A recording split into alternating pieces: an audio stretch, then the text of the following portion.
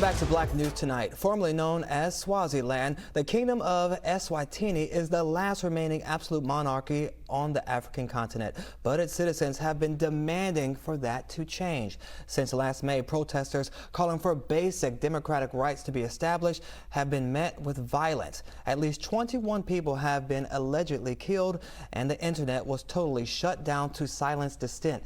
Now, 2 members of the parliament have been arrested, and the third one has been in hiding. And joining me now is that third individual currently in hiding from his government. I have the Honorable Gawuzela. How is that? Gawuzela?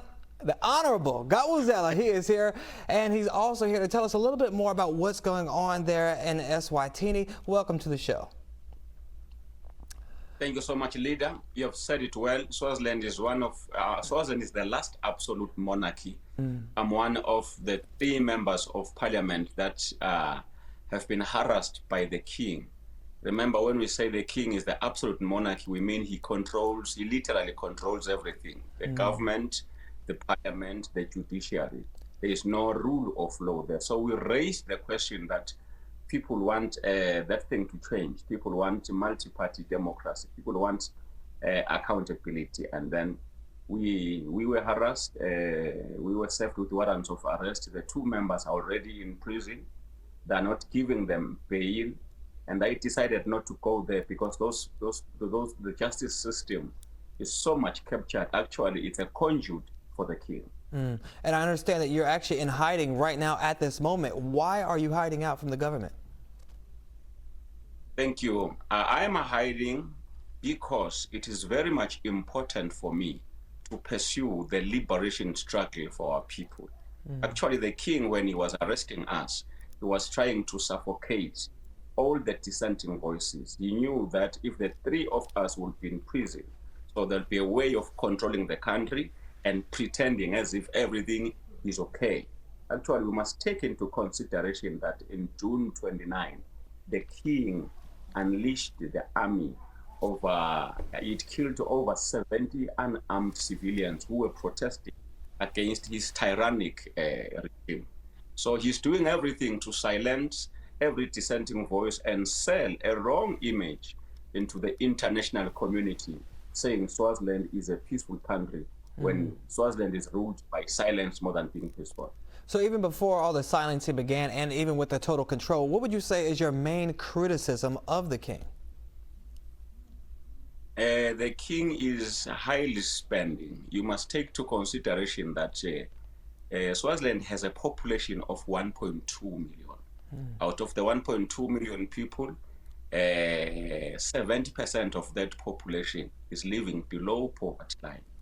You must take to note that our health system is in tatters. You must know that education is for sale. You must know that unemployment is at 65%. Actually, our people are really suffering. Human rights issues is something else. You don't have rights in Swaziland. You only have them maybe on the constitution, but practically on the ground, the king does as he wants.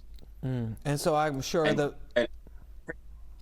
and take note that the king is above the law, is legally or constitutionally above the law. Whatever he does, he cannot be taken to courts. So what are some of the main changes you guys want to start with, like those pro-democracy protesters? What are they asking for? Because I know they may not be able to get anything at this point. So if they could get the bare minimum, what would that be?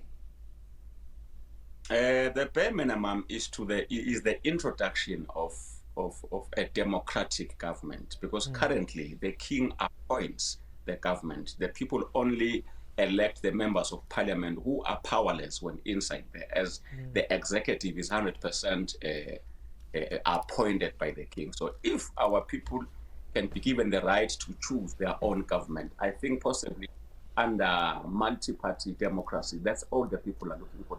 They just want to govern themselves. But how are they going to get to that point? He's clearly not going to give up any of his power at this point. What's it going to take to get to that point?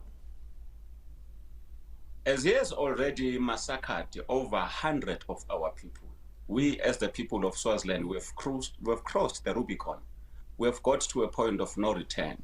We will do anything to fight his regime until he subscribes to the will of our people. And at this point, are they trying to make sure anyone who is a leader in that resistance fight is arrested or taken to jail? Are they being punished further? We've heard of people being killed, a lot of violent actions toward them. What is being done? Over 700 of our protesters are behind bars as I speak. And 2 of our members of parliament with whom I have been arguing this matter are behind bars and are not getting justice. We have done all we can in getting into the international bodies. Like there's what is called the South African Democratic Development Community, SADC. We've already been there. We've been there to the United Nations. We are having protests everywhere. We are visiting all the embassies that are here in Swaziland. Last week we visited the United Nations Embassy. This coming week, Friday 24th, our people will be visiting the United States Embassy. We will visit each and every embassy. Remember, the reason why we are demonstrating in the embassies, it's because it's the only place where people can demonstrate and not be shot by the armed soldiers. Anywhere else, you see the demonstrators are met with live rounds. The army just shoots to kill anywhere. So it's only safer in these embassy houses. And real quick, we only have about 30 seconds left. Have any of the embassies said that they are willing to help or they would want to reach out and try to help with the fight and the resistance going on now?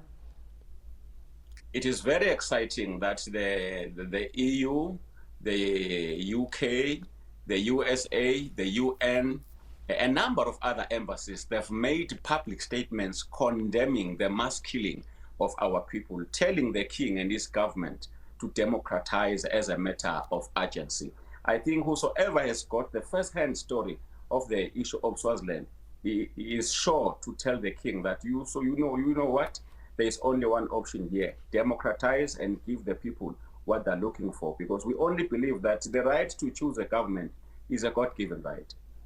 So true. Well, Honorable Gawuzela, we thank you so much for your time, and we'll be definitely praying for you and all the people there.